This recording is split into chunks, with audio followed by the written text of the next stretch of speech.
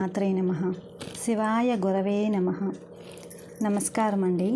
శ్రీమాత శ్లోక సాధనకు స్వాగతం. ఈ ఛానల్ ద్వారా మన ప్రాచీన సనాతన ధర్మంలో అమూల్యమైన శ్లోకాలు, స్తోత్రాలు, పూజా విధానాలు, తత్వజ్ఞానం తెలుసుకుందాము. నేను మీకు లలిత సహస్రనామం, విష్ణు సహస్రనామం, దేవి స్తోత్రాలు వంటి శుభమయమైన శ్లోకాలు, వాటి యొక్క అర్థాలు, ప్రయోజనము మరియు సాధన ఎలా చేయాలో నేను మీకు ఈ ఛానల్ ద్వారా నేర్పిస్తాను. ఈ ఆధ్యాత్మిక ప్రయాణంలో మీరు నాతో తోడుంటారని మనమందరం భగవంతుని కృపను పొందుదాము. శ్రీమాత శ్లోక సాధన అనేది మన ఆత్మ సాధనకు ఒక ప్రవేశ ద్వారం లాంటిది. మన ఈ ఛానల్ని సబ్స్క్రైబ్ చేసుకోండి. మనం అందరం కలిసి ఈ పవిత్రమైన యాత్రను ప్రారంభిద్దాము. చాలామంది శ్లోకాలు కానీ స్తోత్రాలు కానీ స్తుతించేటప్పుడు, అంటే దేవుని ముందు కూర్చొని మనము స్తోత్రాలు పలికేటప్పుడు చాలా దోషాలు చెప్తూ ఉన్నారు. ఉన్న ఈ ప్రాపంచిక దాంట్లో కొన్ని పదాలను స్పష్టంగా పలకకుండా, ఒత్తులు కరెక్ట్గా పలకకుండా మనము చెప్పే స్తోత్రాలలో చాలా దోషాలు చెప్తూ ఉన్నాము.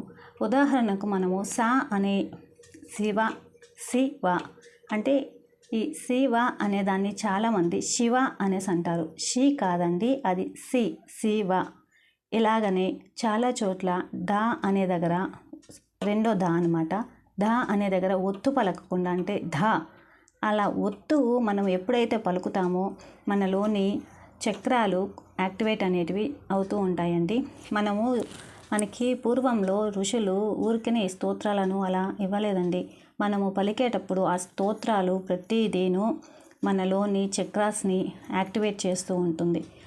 మనలోని ఆ సుషుమ్న నాడిని కూడా యాక్టివేట్ చేస్తూ ఉంటుందన్నమాట. ఒక చక్రం నుండి ఇంకో చక్రానికి, ఒక స్థానం నుండి ఇంకో స్థానానికి మనం పలికేటప్పుడు ఆ స్తోత్రాలు ఎట్లా ఉచ్చరించాలి ఏంటి అనేది నేను మీకు ఈ ఛానల్ ద్వారా తెలియజేస్తాను. సహస్రనామంలో కూడా చాలామంది పలికేటప్పుడు చాలా దోషాలు చేస్తూ ఉన్నారండి.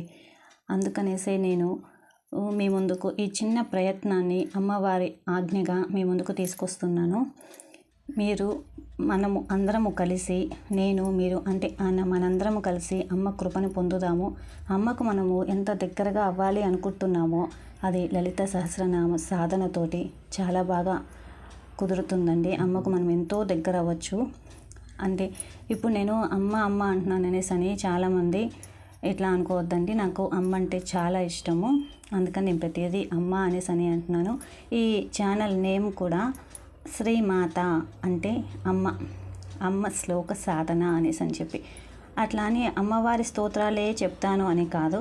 ప్రతి ఒక్క శ్లోకము కూడా విష్ణు సహస్రనామం కానివ్వండి, లలితా సహస్రనామం కానివ్వండి, అష్టలక్ష్మి స్తోత్రాలు కానివ్వండి, ఇంకా శివ స్తోత్రాలు కానివ్వండి, వినాయకుని కానివ్వండి, ఏవైనా కానీ ఎలా పలకాలి, ఎలాగా నిదానంగా ప్రతిదీ నేను మీకు ఈ ఛానల్ ద్వారా తెలియజేస్తానండి.